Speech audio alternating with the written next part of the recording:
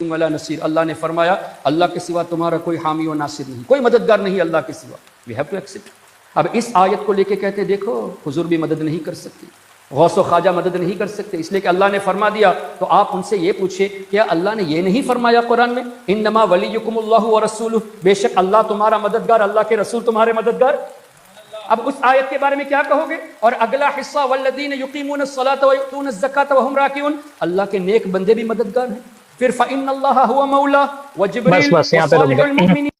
بس یہاں روک دیں. انہوں نے جو آیت پیش کی ہے اللہ کے رسول صلی اللہ علیہ وسلم سے مدد طلب کرنے کے جواز کی دلیل کے طور پہ، دیکھیے پہلی بات تو ہم یہ نہیں کہتے کہ اللہ کے رسول صلی اللہ علیہ وسلم مدد نہیں کر سکتے. اللہ کے نبی صلی اللہ علیہ وسلم نے خود اپنے بارے میں اپنے صحابہ کو بتایا کہ میں تمہاری مدد نہیں کر سکتا، اور اللہ رب العالمین نے قرآن مجید میں اللہ کے نبی صلی اللہ علیہ وسلم سے کہلوایا کہ اللہ کے نبی صلی اللہ علیہ وسلم آپ لوگوں کو یہ کہہ دیں قل لا املک لنفسی نفعا ولا ضرا الا ما شاء اللہ، کہ میں خود اپنی ذات کے لیے بھی کسی نفع اور نقصان کا مالک نہیں ہوں. اللہ جو چاہتا ہے مجھے نفع پہنچاتا ہے، جو چاہتا ہے نقصان پہنچاتا ہے.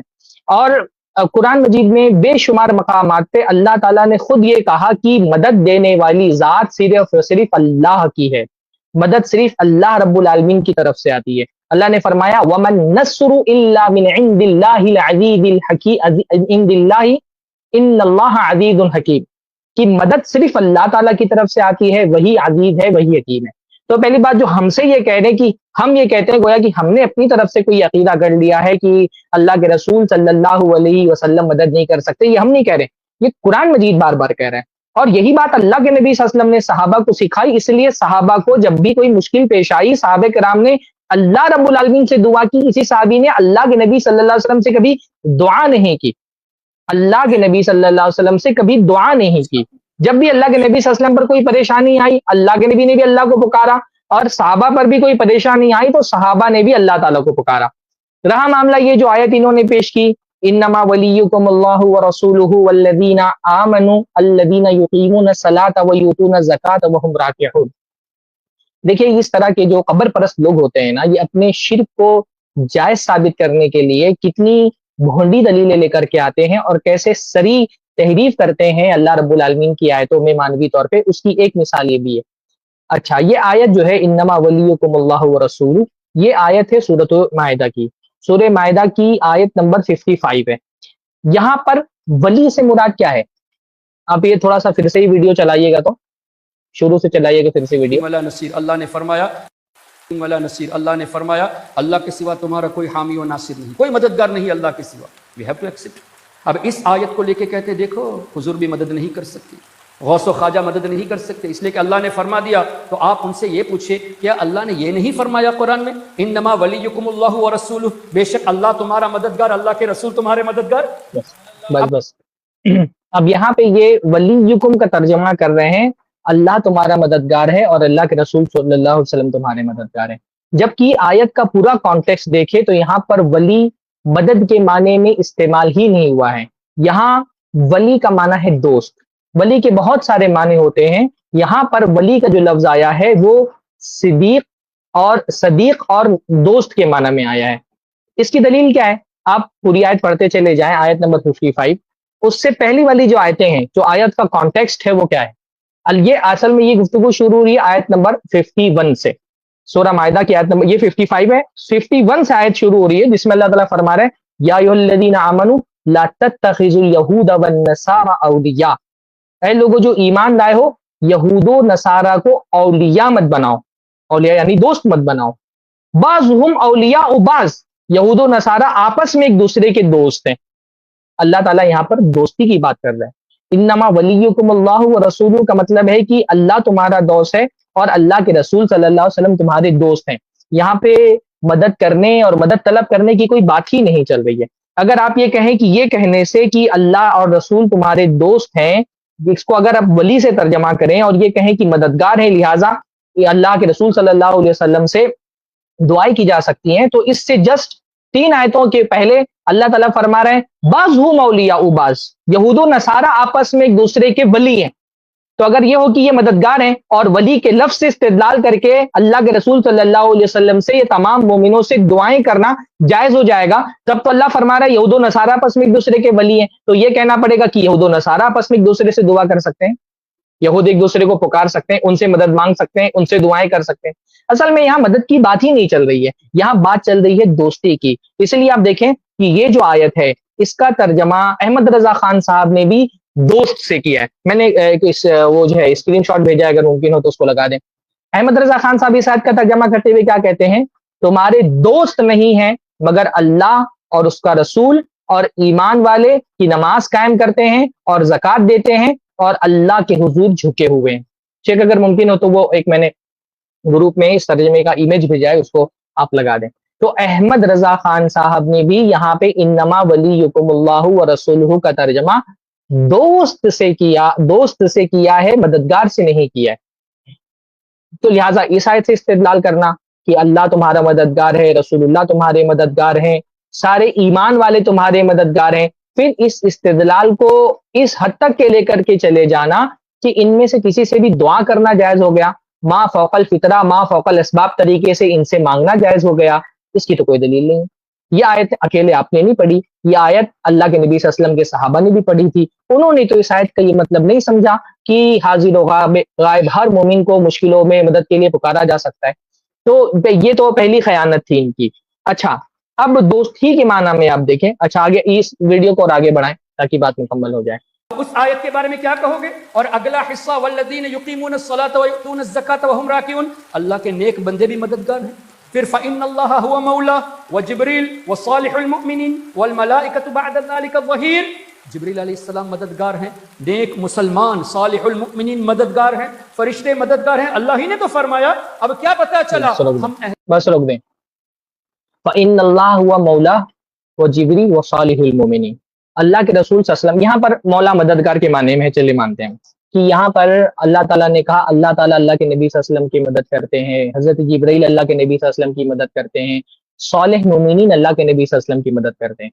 لیکن کیا اس آیت سے کہ اللہ کے رسول صلی اللہ علیہ وسلم کی مدد کیونکہ حضرت جبرائیل بھی کرتے ہیں اور نیک مومنین بھی کرتے ہیں، یہ دلیل پکڑی جائے گی کہ ان لوگوں سے دعائیں مانگی جا سکتی ہے، مشکل حالات میں ان کو پکارا جا سکتا ہے؟ حضرت جبرائیل علیہ السلام اللہ کے رسول صلی اللہ علیہ وسلم کے مددگار ہیں، کیا زندگی میں کبھی ایک مرتبہ بھی ایسا ہوا کہ اللہ کے رسول صلی اللہ علیہ وسلم کو کوئی پریشانی آئی اور اللہ کے نبی صلی اللہ علیہ وسلم نے حضرت جبرائیل سے دعا مانگی ہو؟ کبھی زندگی میں اللہ کے رسول نے حضرت جبرائیل سے دعا مانگی؟ اور بھائی آپ خود کہہ رہے ہیں کہ نبی کی مدد کون کرتا ہے، یہاں پہ بات یہ نہیں ہو رہی کہ نبی مدد کرتے ہیں، یہاں پہ بات ہو رہی کہ نبی کی مدد صالح لوگ کرتے ہیں، ایمان والے۔ بلا شبہ قرآن مجید میں ایک نہیں کئی مقامات پر یہ بات کہی گئی ہے کہ اللہ کے نبی صلی اللہ علیہ وسلم کی مدد مومنین کرتے ہیں، مومنین اللہ کے نبی صلی اللہ علیہ وسلم کی مدد کرتے ہیں، جیسے اللہ تعالیٰ نے فرمایا فالذین آمنوا بہ وعزروہ ونصروہ، کہ جو لوگ اللہ کے نبی پہ ایمان لائے، اللہ کے نبی صلی اللہ علیہ وسلم کی نصروہ، اللہ کے نبی صلی اللہ علیہ وسلم کی مدد فرمائی، اللہ کے نبی صلی اللہ علیہ وسلم کی مدد کی۔ تو کیا زندگی میں کبھی ایک مرتبہ ایسا ہوا کہ اللہ کے نبی صلی اللہ علیہ وسلم نے اللہ سے دعا کرنے کے بجائے اللہ کے نبی صلی اللہ علیہ وسلم نے فوت شدہ صحابہ سے دعا کی ہو؟ حضرت حمزہ رضی اللہ تعالیٰ عنہ اللہ کے نبی صلی اللہ علیہ وسلم کے ساتھ قدم قدم پر رہے، ان سے بڑا ولی، ان سے بڑا اللہ رب العالمین کا متقی بندہ کون ہوگا؟ قدم قدم پر اللہ کے نبی صلی اللہ علیہ وسلم کا ساتھ دیا، مکہ میں بھی ساتھ دیا، مدینہ میں بھی ساتھ دیا، بدر میں اپنی شجاعت کے جوہر دکھائے، احد میں شجاعت کے جوہر دکھائے، وہاں پر شہید ہو گئے۔ کیا زندگی میں ایک مرتبہ اللہ کے رسول صلی اللہ علیہ وسلم نے حضرت حمزہ کو اپنی مدد کے لیے پکارا، دعا کی حضرت حمزہ رضی اللہ تعالیٰ عنہ سے؟ اچھا اللہ کے رسول صلی اللہ علیہ وسلم نے نہیں پکارا، صحابہ کرام نے کیا زندگی میں کبھی ایک مرتبہ حضرت حمزہ کو مدد کے لیے پکارا؟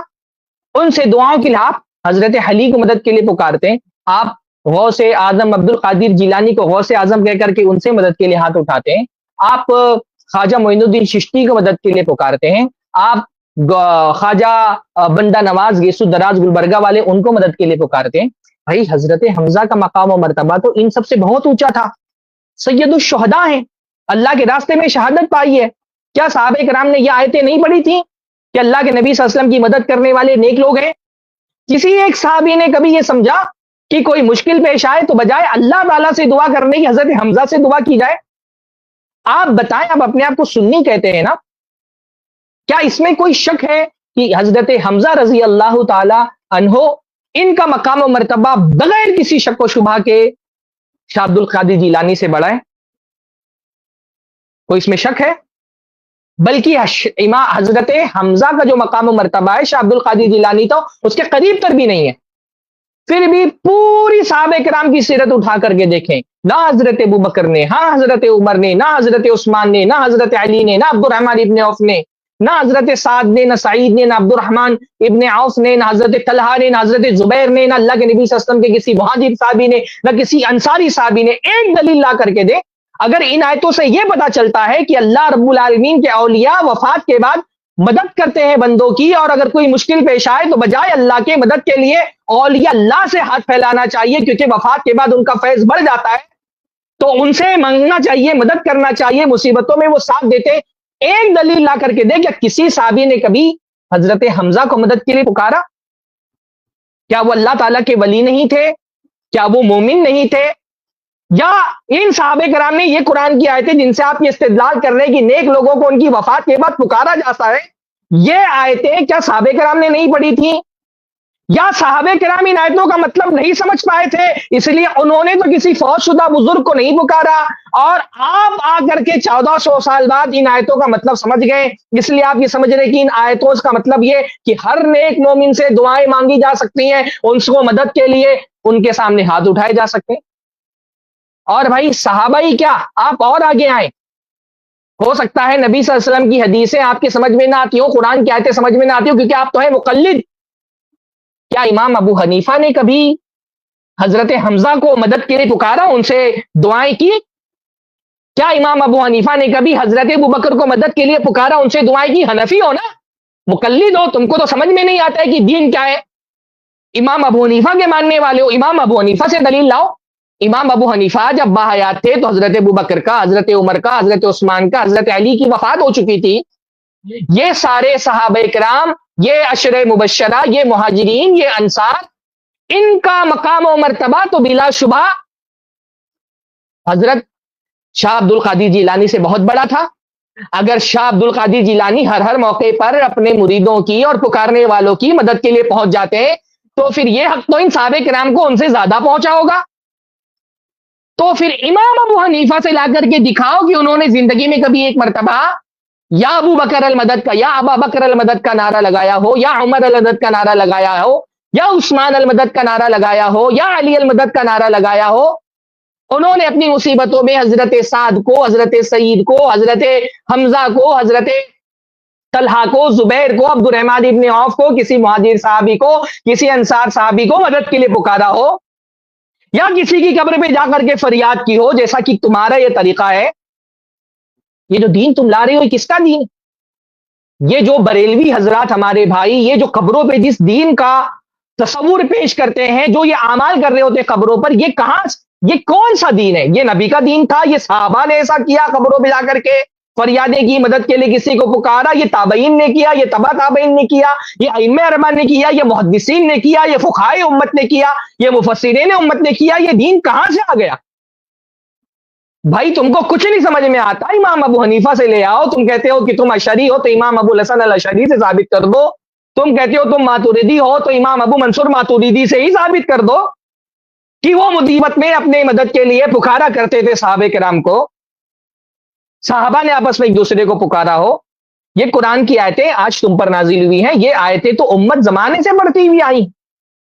اگر اتنے زمانے سے امت اس بات کو نہیں سمجھ سکی کہ ان آیتوں کا مطلب یہ ہے کہ بزرگوں کو وفات کے بعد مدد کے لیے پکارا جا سکتا ہے، تو کیا تم ان امت کے اسلاف سے، ان ائمہ کرام سے، ان اولیاء اعظام سے، ان فقہائے امت سے زیادہ قرآن سمجھنے والے بن گئے ہو؟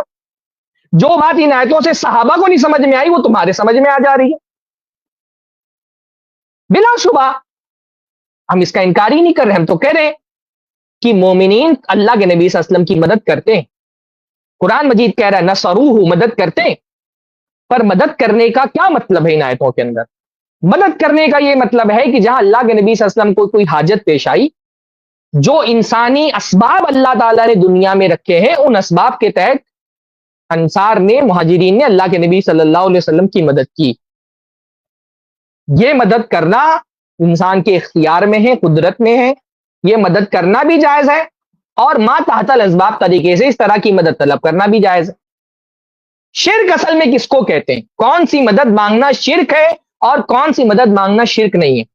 بھائی دیکھو، ایک ہوتا ہے کسی زندہ آدمی سے جس کو اللہ رب العالمین نے دنیا میں اسباب کے تحت کچھ چیزوں کی قدرت دی ہے، اس قدرت کے تحت اسباب کے طریقے سے اس سے کوئی مدد طلب کرنا، یہ شرک نہیں ہے۔ اللہ کے نبی صلی اللہ علیہ وسلم تو اس طرح سے مدد طلب کرتے رہے، اور جیسا کہ قرآن کی آیت آپ خود پیش رہے ہیں، مومنین نے ان کی مدد کی۔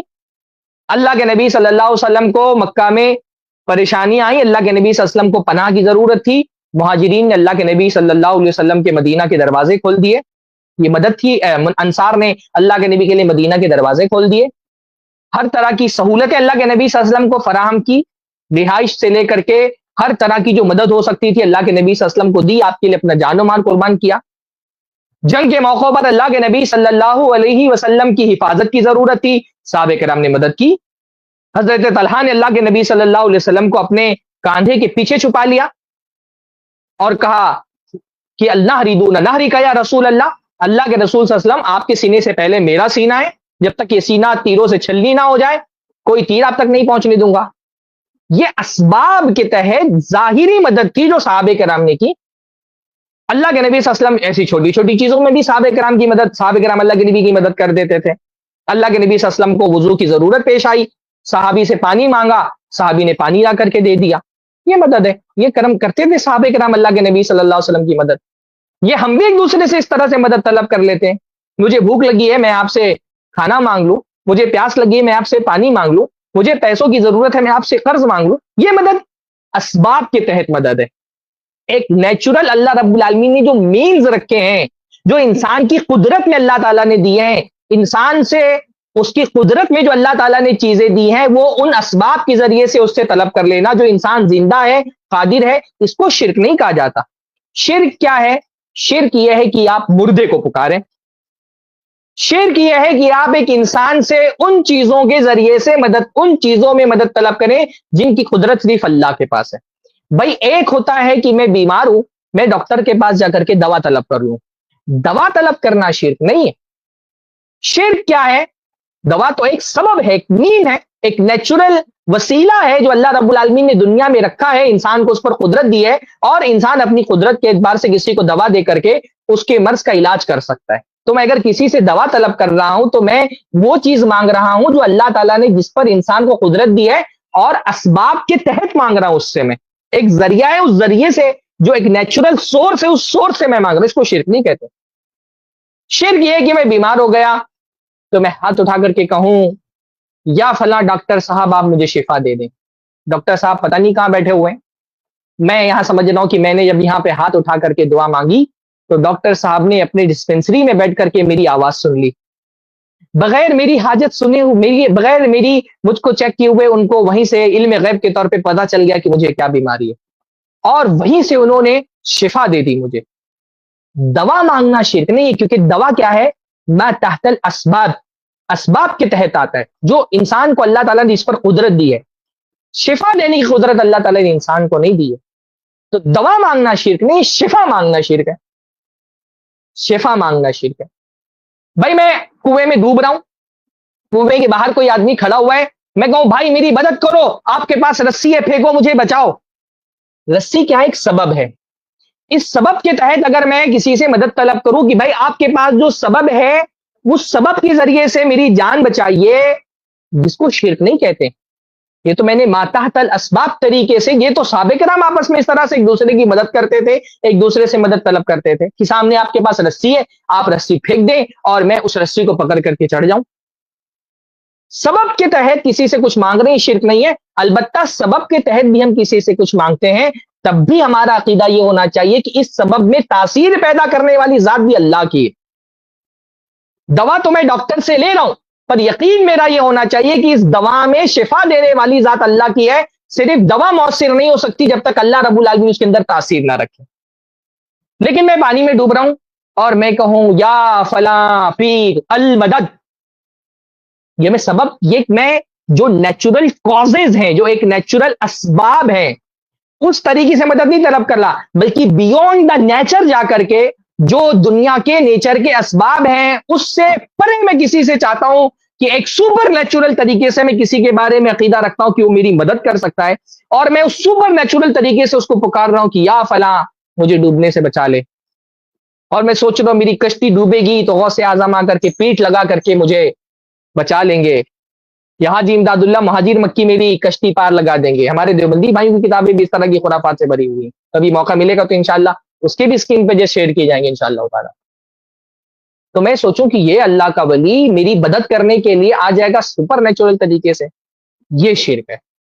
یہ کیوں شرک ہے؟ کیونکہ آپ نے دعا کی ہے۔ ڈاکٹر سے دوا لینے کو کوئی دعا نہیں بولتا، لیکن کسی کے سامنے آپ بتائیں بھائی میرے بھائی مناظراتی اور جدلیاتی مزاج کو ایک سائیڈ رکھیں، واللہ دل پر ہاتھ رکھ کر کے بتائیں، دنیا میں کسی کافر سے بھی پوچھیں، دنیا کے حالات دیکھیں، جب بھی ایک انسان مصیبت میں مبتلا ہوتا ہے وہ کس کو پکارتا ہے؟ اپنے معبود کو پکارتا ہے۔ پوری دنیا میں آپ دیکھ لیں ہر آدمی مصیبت میں کس کی دہائی لگاتا ہے، کس کے سامنے ہاتھ پھیلاتا ہے، کس سے فریادیں کرتا ہے؟ اپنے معبود سے۔ دعا معبود سے کی جاتی ہے۔ اگر آپ مصیبت میں آپ کی زبان سے یا اللہ مدد کے بجائے یا چشتی پار لگا دے کشتی نکل رہا ہے، تو آپ نے معبود اللہ کو نہیں غوث چشتی کو بنایا ہے، خواجہ معین الدین چشتی کو مدد کے لیے پکار رہے ہیں۔ اگر آپ کو مصیبت آتی ہے اور یا اللہ المدد کے بجائے یا رسول اللہ المدد آپ کی زبان سے نکل رہا ہے، تو آپ نے رسول اللہ کو اپنا معبود بنا لیا ہے۔ اگر آپ کو پریشانی آتی ہے اور آپ یا غوث اعظم مدد یا شاہ عبد القادر جیلانی مدد یہ پکار لگا رہے ہیں، تو حقیقت یہ ہے کہ آپ زبان سے گرچہ کہتے ہیں لا الہ الا اللہ، اللہ کے علاوہ کوئی معبود نہیں ہے، پر آپ نے حقیقت میں معبود شاہ عبد القادر جیلانی کو بنایا ہوا ہے۔ یہ وہ چیز ہے جس سے ہم روکتے ہیں۔ اگر ان آیتوں سے یہ استدلال کرنا ہے کہ بھائی کیونکہ مومنین مدد کر سکتے ہیں تو مومنوں سے مدد مرنے کے بعد بھی پکاری جا سکتی ہے، تو بھائی اللہ کے رسول کی مدد صرف مومنوں نے تھوڑی نہ کی، اللہ کے رسول کی مدد تو بہت سارے کافروں نے بھی کی ہے۔ اللہ کے نبی صلی اللہ علیہ وسلم جب طائف سے آئے، مکہ کے لوگ ان کو یہ پتا چل گیا کہ طائف میں اللہ کے نبی صلی اللہ علیہ وسلم کو اللہ کے نبی صلی اللہ علیہ وسلم جس مدد کی طلب کے لیے گئے تھے لوگوں نے اس مدد نہیں دی اللہ کے نبی صلی اللہ علیہ وسلم کی، تو مکہ کے لوگ جری ہو گئے۔ اس وقت مکہ کے کافر آدمی نے اپنے بچوں کو بھیجا اور کہا کہ تلوار کے سائے میں محمد صلی اللہ علیہ وسلم کو لے کر کے آؤ۔ ابو لہب سب سے بڑی مثال ہے، ہر طرح سے اللہ کے نبی صلی اللہ علیہ وسلم کی مدد کی، تو بہت سارے کافروں نے اللہ کے نبی صلی اللہ علیہ وسلم کی مدد کی ہے۔ سفر ہجرت کے موقع پر اللہ کے نبی صلی اللہ علیہ وسلم کو راستہ دکھانے والا ایک کافر تھا، تو کیونکہ اللہ کے نبی صلی اللہ علیہ وسلم کی کافروں نے مدد کی، تو کیا آپ کہیں گے کہ کافروں کو بھی مدد کے لیے پکار سکتے ہیں؟ اگر یہی دلیل ہے کہ رسول اللہ کی مدد کرنے والے مومنین تھے، قرآن مجید میں کہا ہے کہ مومن اللہ کے رسول صلی اللہ علیہ وسلم کے مددگار ہیں، تو پھر تو کافروں کو بھی مدد کے لیے پکار سکتے ہیں، کافروں نے بھی مدد کی ہے۔ بلکہ اللہ تعالیٰ نے قرآن مجید میں تو فرمایا کہ جو کافر ہیں ان کا ولی شیطان ہے، تو پھر تو یہ کہنا پڑے گا کیونکہ شیطان بھی مدد کر سکتا ہے تو شیطان کو بھی مدد کے لیے پکار سکتے ہیں۔ ایسے استدلال کیا جاتا ہے، یہ طریقہ ہوتا ہے قرآن سے استدلال کرنے کا۔ یہ جتنے عجیب، یعنی یہ قرآن جو ہدایت کی کتاب ہے، اس طرح کی آیتوں سے اپنے شرک کی دلیل جب یہ لوگ پکڑتے ہیں تو بات سمجھ میں آتی جو قرآن مجید میں اللہ نے فرمایا نا یضل بہ کثیرا ویہدی بہ کثیرا، اللہ تعالیٰ اسی قرآن کے ذریعے سے بہتوں کو گمراہ کر دیتا ہے۔ یہ ہدایت کی کتاب جس میں قدم قدم پر توحید کی آیتیں بکھری ہوئی ہیں، تم مشرکوں کو اس پورے قرآن میں یہ آیتیں ملتی ہیں شرک ثابت کرنے کے لیے۔ تم کو کہیں یہ نہیں دکھائی دیتا کہ اللہ نے فرمایا فَلَا تَدْعُوا مَعَ اللَّهِ أَحَدًا، اللہ کے علاوہ کسی سے دعا مت کرو، یہ نہیں دکھائے تھے؟ جو قرآن مجید میں اللہ تعالیٰ نے فرمایا نا کہ جن لوگوں کے دل میں ٹیڑھا پن ہوتا ہے، نفاق ہوتا ہے، یہ کیا کرتے ہیں؟ محکم آیتیں چھوڑ دیتے ہیں۔ وَيَتَّبِعُونَ مَا تَشَابَهَ مِنْهُ ابْتِغَاءَ الْفِتْنَةِ وَابْتِغَاءَ تَأْوِيلِهِ، محکم آیتیں قرآن مجید میں بار بار کہہ رہی ہیں اللہ سے دعا کرو، ادعوا ربکم، اپنے رب کو پکارو، وقال ربکم ادعونی، تمہارا رب کہتا ہے مجھ سے دعا کرو۔ یہ محکم آیتیں نہیں دکھ رہی ہیں، واضح آیتیں، اور کہیں سے ڈھونڈ کر کے لا کر کے اپنے شرک کو ثابت کرنے کے لیے یہ پیش کر رہا۔ جب دل میں زنگ لگ جائے کفر کا، شرک کا، تو بندے کے لیے قرآن بھی ضلالت کے دروازے کھولتا ہے۔ اس لیے اپنے دلوں کو صاف کرو میرے بھائی، بہت ہی اخلاص کے ساتھ اور درمندی کے ساتھ میں آپ سے تقاضا کرتا ہوں، دل کو صاف کر کے واللہ ایک مرتبہ قرآن پڑھ لو۔ بریلویت کے خلاف سب سے مؤثر کتاب اگر دنیا میں کوئی ہے تو وہ قرآن مجید۔ کوئی بریلوی اخلاص کے ساتھ ایک مرتبہ قرآن کا ترجمہ پڑھ لے، انشاءاللہ تعالیٰ اس کے سارے عقائد صاف ستھرے ہو جائیں گے۔ بریلویوں کو کوئی اہل حدیث عالم کی کتاب مت دو، کسی بریلوی کو دعوت دینا ہونا کوئی اہل حدیث عالم کی کتاب مت دو، اس کو صرف صحیح قرآن کا ترجمہ دے دو انشاءاللہ، اور اس سے کہو اخلاص نیت کے ساتھ دل کی آنکھیں کھول کر کے ایک مرتبہ صرف قرآن پڑھ لو، انشاءاللہ تعالیٰ خود قرآن مجید تمہارا ہر شک ہر شبہ انشاءاللہ تعالیٰ زائل کر سکتا ہے۔ اٹھاؤ قرآن مجید، تم اپنا رویہ دیکھو، تم ہر مسئلے میں یا رسول اللہ مدد، یا غوث اعظم مدد، یا چشتی مدد کہتے ہو، قرآن اٹھاؤ دیکھو، قرآن مجید دعائیں بتاتا ہے، ربنا اے ہمارے رب، ربی اے ہمارے رب، اے میرے رب، اللہم اے اللہ، جتنی دعائیں قرآن مجید میں، کہیں یا رسول اللہ مدد ہے؟ ربی زدنی علما، یا رسول اللہ زدنی علما ہے قرآن مجید کے اندر؟ رب اغفر لی، یا رسول اللہ اغفر لی ہے قرآن مجید کے اندر؟ تو صرف قرآن ایک مرتبہ اچھے سے پڑھ لیں انشاءاللہ تعالیٰ، آپ کے سارے عقائد انشاءاللہ تعالیٰ قرآن صحیح کر دے گا انشاءاللہ تعالیٰ۔ بہرحال تھوڑا سا میں جذباتی ہو گیا، اور توحید کا موضوع ایسا ہے جس پہ جذبات ہونی چاہیے۔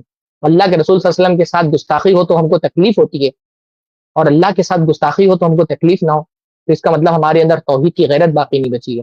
اللہ تعالیٰ ایسے بھائیوں کو ہدایت دے، اور ان کو اس بات سے محفوظ رکھیں کہ خود بھی گمراہ ہو اور پوری کی پوری امت کو اپنے غلط بیانی کی وجہ سے گمراہ کریں۔ السلام علیکم ورحمۃ اللہ وبرکاتہ۔ بارک اللہ فیکم۔